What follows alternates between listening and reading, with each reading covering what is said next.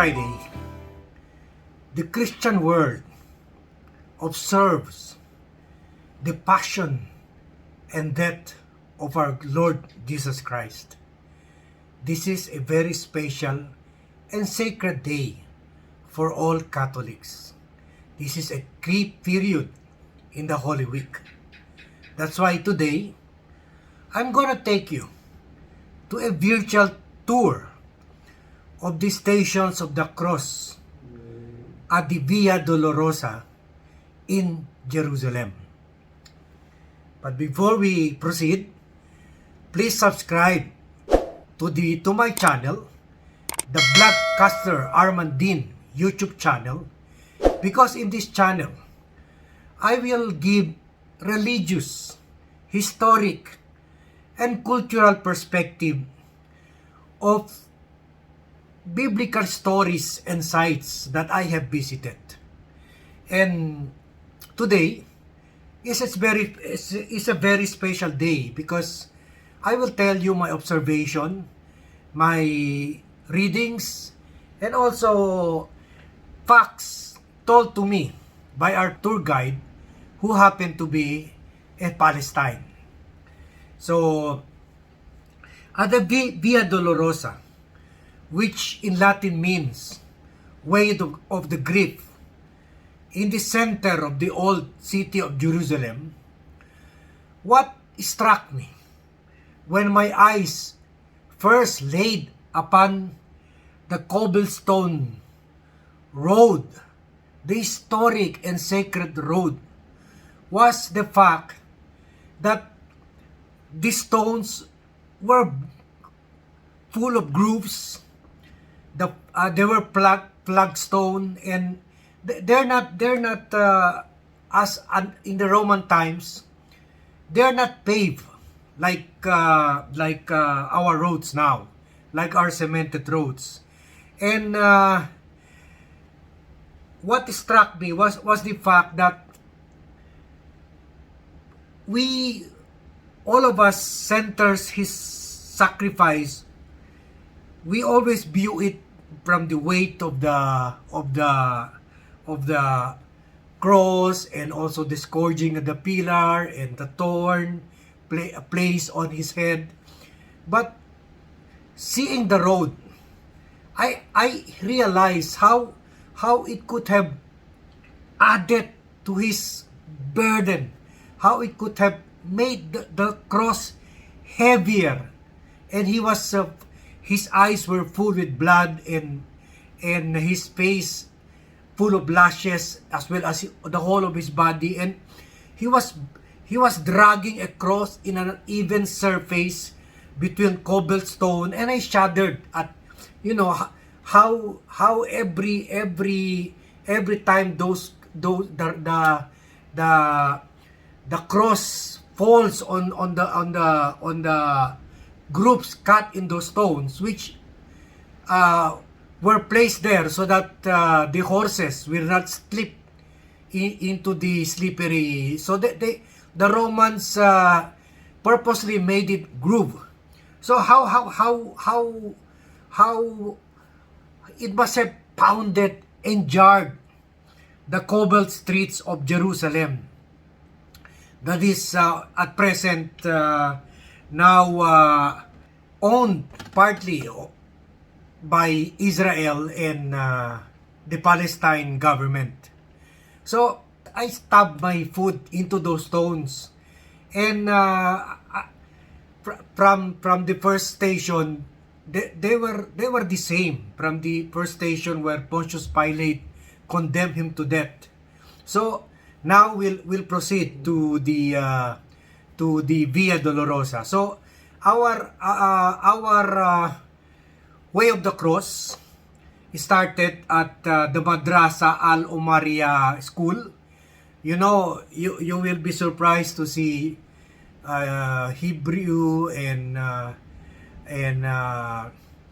Muslim signages along with our alphabet signages all around, because after all, for hundreds of years, Israel has been occupied by the Muslims, by the Christians, by the Crusaders, and the Ottoman Empire rulers. So this is really a mixture of all these three great religions and races.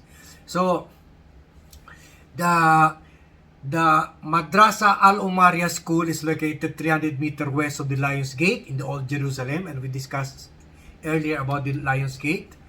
And we were to go all the way at the 14th station at the Golgotha Hill, the site of the crucifixion, which is located at the Church of the Holy Sepulchre. So, going in the company of a bishop, we were lucky, and a priest, I felt part of Christ's suffering, and I imagined the cross weighing heavily on his shoulder, and his back, whose flesh were torn open by lashes inflicted by the Roman soldiers the night before. How our Lord's blood could have dripped and flowed along the edges of the cross and into that same cobblestone where only days before he could have walked, and along with the people praising him, as you recall, his triumphant entry during the Palm Sunday. And I imagine how agonizing the pain could have become unbearable because the insults of people taunting him and challenging him to save himself. And to think these were the same people who were praising him for his healing of some of their relatives and friends. So, they have been these days, 9 of the 14 stations are located in different locations across the old city, but and 5 of them are inside the hall of the Church of the Holy Sepulchre. And our pilgrimage started at Station 1 and at the Muslim Quarter. And well, as in other religious places or all over the world, the whole street is lined up with snack bars, tourist shops, and monasteries and churches. And souvenir shops are owned by Jewish and the Arab residents mixed all together in this old street. And now we go to the focal point of the Station of the Cross, and that is Station 11, where Jesus Christ is nailed to the cross. But before we proceed there, I would like to give you an insight of how putting or nailing a man to a cross was like during the Roman times. As per our Palestinian tour guide, history really states that the nailing to the cross was not only the worst but also most humiliating kind of punishment the Romans ever give to criminals or those who try to instigate uprising or revolutions against the Roman Empire. Actually, he said that tunic or piece of cloth we now see covering the private parts of the Lord in our statues, in our picture, in our paintings, and engravings, carvings, drawings. They are done for aesthetic purposes, but not to offend our morals and sensitivity. But in reality, what could have happened was that they may actually have stripped him naked, as they did to other suspected or accused criminals. In short, what we see now in the paintings, old and new paintings, is the censored version of the crucifixion, because in the traditional way of crucifying, the Romans really stripped them not only of their clothes, but the intention really is not only to punish them physically, but to strip them, to remove them of all honor and respect as a person or as a human being. They really want them to feel they are less than human when they are nailing them to the cross or punishing them with such kind of death. And the Romans are said to have perfected the art of torture and execution, and the masterpiece of this all is death by crucifixion, because of the horror, physical and psychological torture it can bring to anybody. This form of torture is so extreme that there is even a law disallowing Roman citizens from being subjected to this kind of torture. So imagine, they only use this to non-Romans because it is so painful and so embarrassing and so shameful. So you can really see how Jesus Christ suffered all this for all of us. So now we will go to the station. So apart from the station 11, which really gave me a very deep form of meditation, is on the pain of Jesus Christ, the humiliation, was also the spiritual experience I had on station 12, where as Jesus dies from the cross.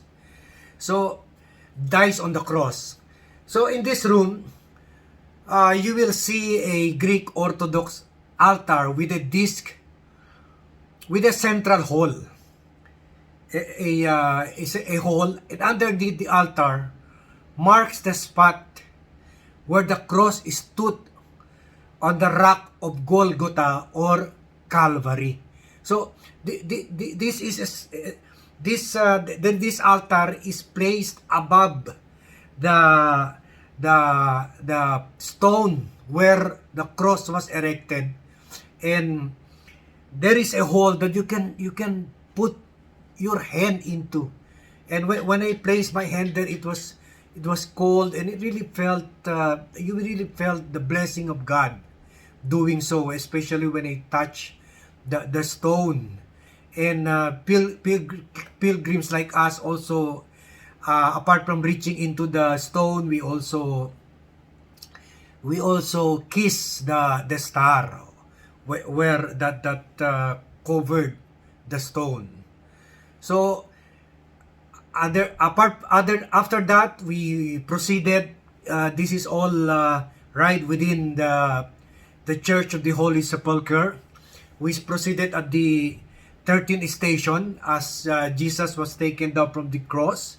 But this is more accessible because there is an altar that marks the spot where Mother Mary received the body of her son after he was taken down from the cross.